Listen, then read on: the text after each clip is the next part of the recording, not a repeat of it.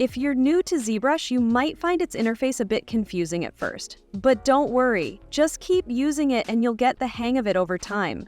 The best way to learn is by exploring the software as much as possible. When you launch ZBrush, you'll see a window called Lightbox appear at the top of the screen. Lightbox contains pre-made model data and brush presets that come with ZBrush. You can toggle its visibility using the icon in the top left corner. The hotkey for this is the comma key.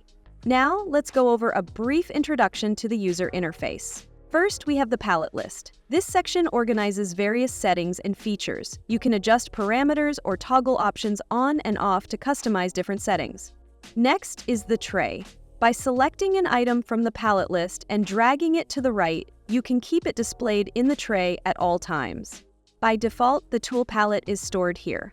If you want to move a palette to the tray, open the palette you want, drag the icon in the top left corner, and drop it into the tray. You can scroll through the tray to view any hidden sections. If you click the icon to the left of the title, the tray will collapse into a smaller size. To remove an item from the tray, click this icon on the right. The tray is available on both the left and right sides of the screen. You can expand or collapse the tray by double-clicking the arrow icons on the sides. Now let's talk about the document. The large central window is called the document. This is where you place your models and do all your sculpting work. Next, we have the shelf. The shelf surrounds the document and allows you to place buttons or parameters from the palette list for quick access.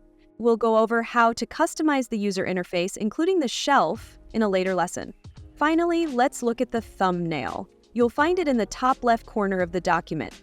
This displays the silhouette of your 3D model while you're working on it. It's a useful tool when you want to check the overall shape of your model during sculpting.